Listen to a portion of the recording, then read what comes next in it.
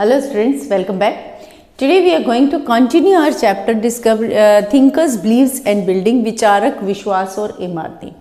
Last lecture में हमने बात की थी regarding the structure of stupa as well as Amaravati जो स्तूपा है वो कैसे डिस्कवर हुआ.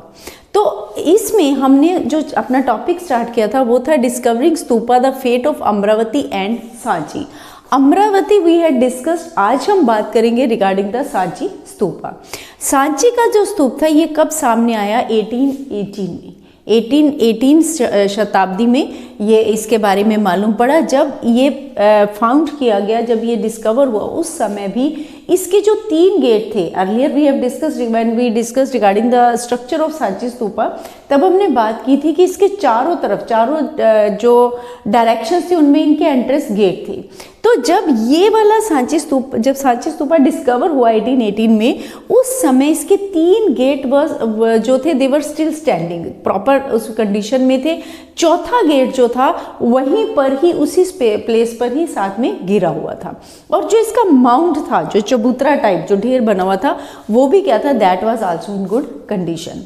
अब जो स्कल्पचर्स थे जो सांची में थे, ये मालूम पड़ा, बाद में हिस्टोरियंस ने ये पता लगाया डिस्कवरीज के आधार पर कि ये जो स्कल्पचर्स थे वो कहाँ चले गए थे? यूरोप. फ्रांस और यूरोप के लोग जो थे उन स्तूपास से स्कल्पचर्स को रिमूव करके जो मूर्तियां बनी हुई थी उनको वहां से उतार कर कहाँ ले गए थे? यूरोप में. अब जो बचे खुचे थोड़े बहुत जो स्कल्पचर थे, जब हिस्टोरियंस ने उनको स्टडी किया तो उन्हें ये मालूम पड़ा, उन्होंने उसमें एक सीन देखा. वो सीन कौन सा था? क्योंकि आगे हम बात करेंगे कि जो सांची के स्तूपा थे उनमें बहुत सारे नेचुरल सीन्स भी थे, एनिमल्स एंड ट्रीज, रॉक्स, इन सब के सीन भी दिखाए गए हैं.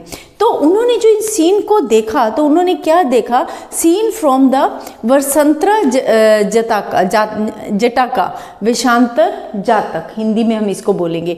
अब ये वेशांतर जातक क्या था? ये एक स्टोरी है किसके बारे में? एक ऐसे प्रिंस के बारे में, एक ऐसे राजकुमार के बारे में जो कि बहुत दयालु था. उसने अपना सब कुछ एक ब्राह्मण को देकर वो खुद अपनी वाइफ के साथ जाकर, अपनी वाइफ और अपने बच्चों के साथ जाकर जंगल में रहने लगा था. राइट. तो ये स्टोरी भी हमें कहाँ से मालूम पड़ती है? जो वहाँ पर हमने जब स्कल्पचर्स को हिस्टोरियंस ने स्टडी किया तो उन्हें वहाँ पर इस चीज़ के भी प्रूफ मिले. अब इसमें इसके अलावा जो सांची स्तूपा है वहाँ से हमें ये भी पता चलता है कि इनके जो उपासना के सिंबल्स ऑफ वर्शिप की जो शुरू में पहले महात्मा बुद्ध की जो आज ही हमें प्रतिमा वगैरह मिलती है, जो स्कल्पचर्स मिलते हैं, पहले ऐसा नहीं था. पहले क्या था? इन स्कल्पचर्स की जगह सिंबल्स का यूज होता था. अब वो सिंबल्स कौन से थे? Symbols of worship. किस तरीके सिंबल्स का प्रयोग किया जाता था? जैसे जहाँ पर महात्मा बुद्ध को इनलाइटमेंट मिली उसके लिए क्या दिखाया गया? ट्री. राइट. इसी तरीके से they showed his presence in symbol. हमने पढ़ा था कि हार्मिका, जो हमने इसका स्ट्रक्चर पढ़ा था स्तूपा का, लाइक दिस, इस तरीके का माउंट हमने पढ़ा, जो कि यहां से क्या है? एम्प्टी स्पेस है, फ्लैट सरफेस. अब ये फ्लैट सरफेस क्या था? हार्मिका. अगर आपको ध्यान हो, लास्ट लेक्चर भी डिस्कस, तो ये चीज दिखाई गई थी प्लेस ऑफ गॉड्स, देवताओं का निवास. तो यहाँ पर वो किस देवता को मानते हैं? महात्मा बुद्ध को, कि महात्मा बुद्ध वहां पर बैठे हुए हैं. तो ये क्या है? That is the symbolic presence. इसी तरीके से जो व्हील का यूज किया गया है, व्हील किस चीज का सिंबल था? फर्स्ट सरमॉन, यानी कि उपदेश जो उन्होंने दिया था, और बुद्धा डिलीवर्ड एट सारनाथ. अब फिर इसके अलावा इनमें स्तूपा, जो स्तूप हैं, बड़े बड़े जो स्तूप्स बने हुए हैं, वो स्तूप हमें क्या बताते हैं? कि वो जगह हमने बात की थी कि स्तूप कहाँ बने हुए हैं? जहाँ पर महात्मा बुद्ध के या तो बॉडली रिमेन्स हैं, या उनकी अस्थियां, हड्डियां वगैरह हैं, या फिर उनके द्वारा यूज की चीज़ों को दबाकर उनके ऊपर स्तूप बना दिया गया है. तो वो प्लेस भी किस चीज़ को दिखाते हैं? स्तूप किसको सिंबलाइज करते हैं? महानिर्वाणा को, यानी उनका जो निर्वाण की प्राप्ति उन्हें हुई थी उस चीज को दिखाते हैं. राइट। अब इसके अलावा कुछ पॉपुलर ट्रेडिशंस, लोक परंपराएं। अब जो हमने ये सिंबल्स की बात की है, it can come also as a question. इसमें आपका ये 1 मार्क क्वेश्चन में पूछा जा सकता है कि कौन सा सिंबल किस चीज को रिप्रेजेंट कर रहा है। या फिर हम कैसे कह सकते हैं कि पहले जो था महात्मा बुद्ध के स्कल्पचर्स नहीं थे, उनकी मूर्तियां नहीं थी, बल्कि उसकी जगह पर सिंबल्स का यूज होता था। Then you have to give these examples. अब बात आती है लोक परंपराओं की या पॉपुलर ट्रेडिशंस क्या थी।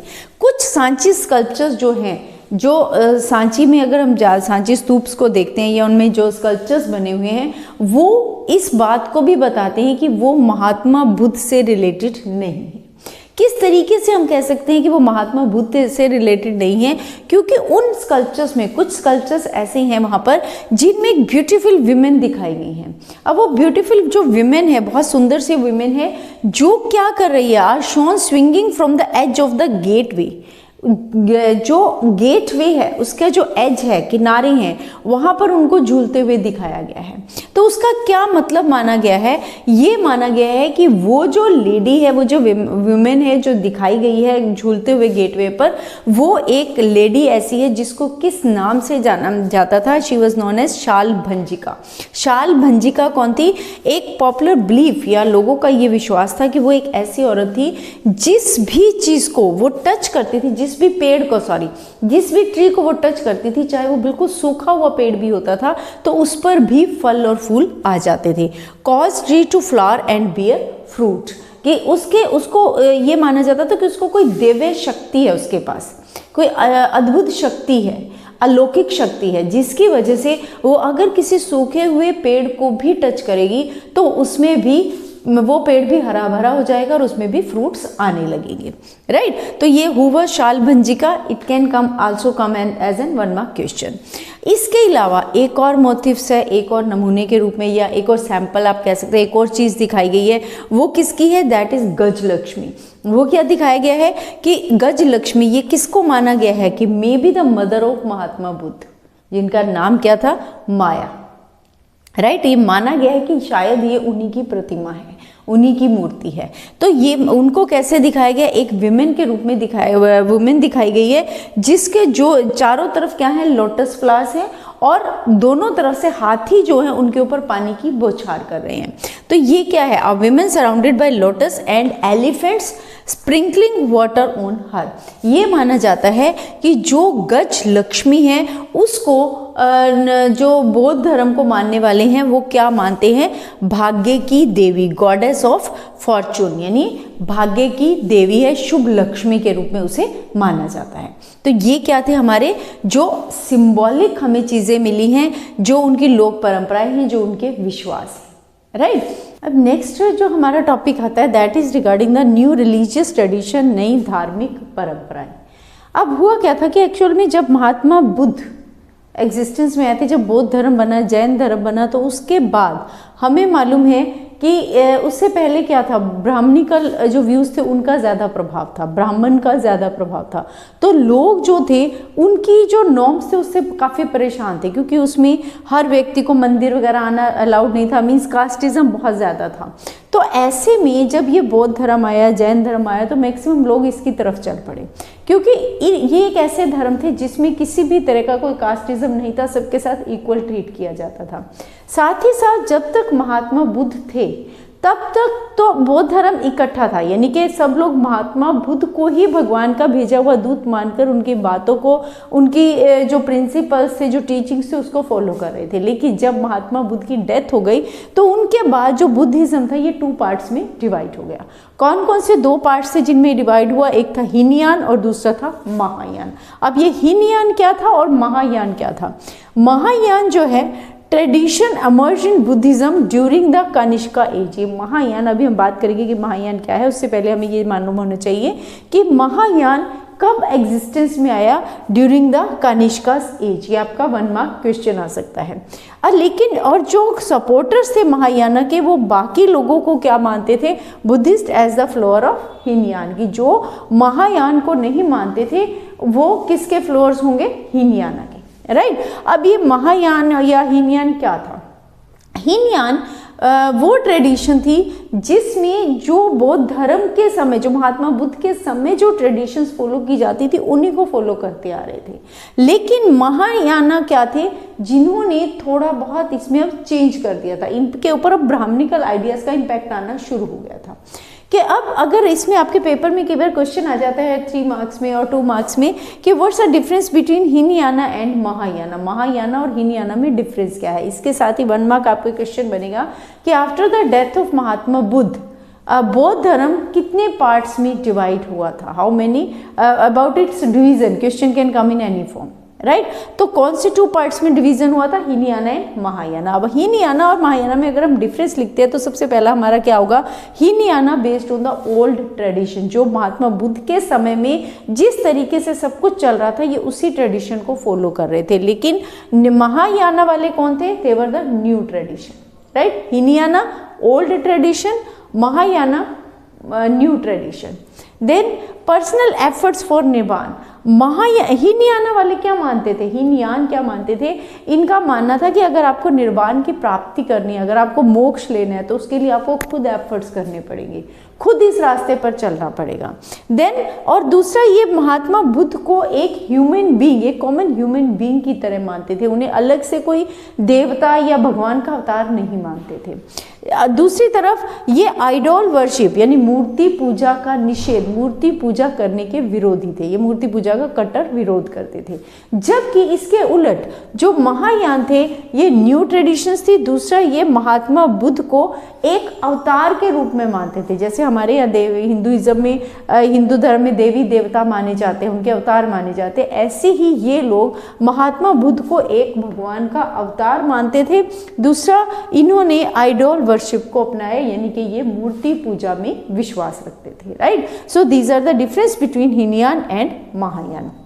इसके बाद नेक्स्ट कंसेप्ट है that is rise of mythological Hindu tradition, पौराणिक हिंदू प्रथा का उदय। इसको समझने से पहले हमें थोड़ा सा बैक में जाना होगा। एज वी ऑल नो, जैसे कि हमने अभी बात की थी कि बुद्ध धर्म, जैन धर्म आने से पहले ब्राह्मणिकल व्यूज का, ब्राह्मणिकल ट्रेडिशंस का ज़्यादा इम्पैक्ट था। तो जब महात्मा बुद्ध की डेथ हो गई, बौद्धिज्म डिवाइड हो गया, उसके बाद फिर से जो ब्राह्मणिकल आइडियाज थे, ब्राह्मणिकल जो रिचुअल्स थे वो फिर से इन्फ्लुएंस में आने लगे, लोग फिर से उन्हीं को फॉलो करने लगे, जिसकी वजह से 2 जो थे ग्रुप सामने आए। कौन कौन से ग्रुप थे, एक था वैष्णविज्म, वैष्णव यानी कि जो वैष्णविज्म, और दूसरा कौन सा था, Shiva, as their name indicates. Vaishnavism means Vaishnav यानी जो भगवान विष्णु को मानने वाले थे, जो किसके फ्लोअर्स थे, देवर द फ्लोअर्स ऑफ विष्णु। और उनका ये मानना था कि ये जो है developed around the different avatars of deities. ये क्या मानते थे कि भगवान ने डिफरेंट अवतार्स को, जो अलग अलग अवतार दुनिया में आए हैं, चाहे वो महात्मा बुद्ध है, महावीर जैन है, राम है, कोई भी हैं, तो वो अलग अलग अवतार भगवान के अलग अलग रूपों में दुनिया में आए हुए हैं, राइट। दूसरा, इनका ये मानना था कि ये जो अलग अलग अवतार के रूप में जन्म लेते हैं, जो भगवान अलग अलग रूपों में दुनिया में आते हैं, वो किस लिए आते हैं, ह्यूमन काइंड की, ह्यूमैनिटीज की प्रोटेक्शन के लिए, ह्यूमन बीइंग की सुरक्षा के लिए, राइट। दूसरी तरफ जो शिवा थे, शैव, जिसको हम हिंदी में बोलेंगे शैव, ये क्या मानते थे, ये किस चीज के फ्लोअर्स थे, फिर वही इनका नाम ही बता रहे कि किसके फ्लोअर्स से, किसके अनुयायी थे, शिव के, भगवान शिव को ये मानते थे, राइट। अब इन्होंने भगवान शिव को कैसे सिंबलाइज किया, विद द हेल्प ऑफ लिंगा। आपने मंदिर में जाते, कहीं भी जाते हैं तो वहाँ शिवलिंग होता है, तो जहाँ भी शिवलिंग होता है हम ये कहते हैं कि शिव जी का मंदिर है, राइट। इसका मतलब शिवलिंग क्या हुआ, सिंबल ऑफ शिवा, क्लियर। तो ये लोग भी Shiva was symbolised by the. अब जब वैष्णव आए, शिवा आए, तो उसके बाद फिर क्या हुआ, फिर से वही मंदिरों का निर्माण शुरू हो गया। अब बिल्डिंग्स ऑफ टेम्पल, शुरू में जो टेम्पल्स बने थे वो आज के टेम्पल्स के जैसे नहीं थे, जैसे आज के टेम्पल्स वैसे उस समय में नहीं थे। स्टार्टिंग में जब टेम्पल्स बनाए गए थे तो एक स्मॉल स्क्वायर रूम होता था, जैसे ये छोटा सा स्क्वायर में एक रूम होता था। इसको क्या बोला जाता था, इस छोटे से स्क्वायर रूम को बोलते थे गर्भागृह, राइट। तो इस गर्भगृह में एक ही सिर्फ एक सिंगल डोर होता था जहाँ से एंट्री हो सकती थी, जहाँ से कि पूजा करने के लिए लोग इसमें एंटर होते थे। इस यही स्ट्रक्चर धीरे धीरे फिर स्ट्रक्चर में चेंजेस आने लगे, तो जो स्ट्रक्चर एग्जिस्टेंस में है उसको किस नाम से जाना जाने लगा, that was known as Chikkara, जिसको हम बोलते हैं शिखर के रूप में, राइट। अब फिर उसके बाद जो शेराइंस थे, जो हमें बचे खुचे उनके अवशेष मिलते हैं, उनके ऊपर भी अवशेषों के ऊपर फिर मंदिरों का निर्माण बनना शुरू हुआ। फिर धीरे धीरे इनके जो टेम्पल्स की वॉल्स थी उनको डेकोरेट करना शुरू कर दिया। वो डेकोरेटेड किसके साथ होते, डेकोरेटेड विद द स्कल्पचर्स। अब फिर समय के साथ साथ इसमें और चेंजेस आते गए। अब टेम्पल में बाद में धीरे धीरे कहाँ, पहले स्टार्टिंग में एक छोटा सा स्क्वायर रूम होता था जिसमें एक ही डोर होता था, वर्शिपर्स या पूजा करने वाले जो लोग थे वो वहाँ से एंटर होते थे। अब धीरे धीरे इसमें डेवलपमेंट होते होते अब टेम्पल्स क्या बन गए, बहुत और भी ज़्यादा बड़े हो गए और उनमें एक असेंबली हॉल बनने लगा। असेंबली हॉल के साथ साथ ह्यूज वॉल्स, इसके वॉल्स बड़ी हो गई, गेटवेज बना दिए गए, जैसे हमने सांची स्तूपा में पढ़ा कि 4 जो थे वो गेटवेज थे, राइट। तो इस तरीके से इनको जो टेम्पल्स को और ज़्यादा बड़ा किया गया, इलेबोरेट किया गया। फिर इसके बाद जो लास्ट हमारा टॉपिक है इस चैप्टर का, that is grappling with the unfamiliar, अनजाने को समझने की कोशिश। ये आपकी एनसीईआरटी बुक में लास्ट में दिया हुआ है। एक्चुअल में इस जो टॉपिक का मीनिंग क्या है, जब ब्रिटिशर्स हमारे यहाँ आए थे या जो दूसरे लोग यूरोपियन लोग जब यहाँ पर आए, तो उन लोगों को, जो यूरोपियन स्कॉलर्स थे, उन्हें इंडियन जो कल्चर थी, इंडियन जो हिस्ट्री थी उसके बारे में कोई नॉलेज नहीं थी। क्योंकि हमारे यहाँ क्या है, हमें मालूम है, हम लोग बहुत सारे अवतारों के बात करते हैं, देवी देवताओं की बात करते हैं। कई अवतार हम मानते हैं, जैसे भगवान विष्णु के अवतार में 10 हाथ, राइट, निकले हुए दिखाते हैं। कई ऐसे देवी देवता हैं जिनमें एक ही जो देवता है उसके बहुत सारे सिर दिखाए गए हैं। या फिर आप ये कह लीजिए कि कुछ ऐसे देवी देवता भी जिनमें वो आधा तो ह्यूमन बीइंग है, आधा उसका धड़ या ऊपर का या नीचे का हिस्सा जो है वो एनिमल का बना हुआ है। तो इस तरह के बहुत सारे स्कल्पचर्स जो है हमारे हिंदू धर्म में मिलते हैं। तो जब यूरोपियन स्कॉलर्स यहाँ आए तो उन्हें इस चीज़ की नॉलेज नहीं थी। उन्होंने जब इन देवी देवताओं को देखा तो वो इसकी इम्पोर्टेंस को समझ नहीं पाए, बल्कि वो तो इन अजीबो गरीब, उनके लिए ये सारी पिक्चर्स क्या थी, सारे स्कल्पचर्स क्या थे, अजीब थे। उन्हें इनसे डर लगता था। They were under fear with the figures. लेकिन जो एशियंट ग्रीक स्कॉलर्स आए, जो ग्रीक स्कॉलर्स थे, ग्रीक रहने वाले, वो जो थे वो इंडियन स्कल्पचर से फेमिलियर थे। उन्हें मालूम था कि इंडियन स्कल्पचर्स, इंडियन जो मूर्ति कला है वो क्या है, किस चीज़ को सिंबलाइज करते हैं। इसीलिए जब उन्हें बुद्ध धर्म से रिलेटेड बहुत सारी चीज़ें मिली तो उसको देखकर एक्साइटेड थे। फिर तक्षशिला और पेशावर जो थी वो मेन सिटीज़ थी। It can come as an one mark question कि कौन सी जो थी उस समय में मेन सिटीज़ थी, तक्षशिला एंड पेशावर। यहाँ पर इंडो ग्रीक रूलर्स ने अपना साम्राज्य स्थापित किया, अपनी किंगडम स्थापित की। कब एस्टैब्लिश की? इन 2nd सेंचुरी BC में। It again your 1 mark question कि when Indo Greek ruler established kingdom in over the Takshashila and Peshawar, तो उन्होंने कब किया था? In 2nd century BCE, right. That is all about this chapter. तो आज हमारा ये चैप्टर जो है ये कंप्लीट है। In the next we will start the another chapter. Hopefully everything is clear to you. Don't forget to like, share and subscribe. Thank you.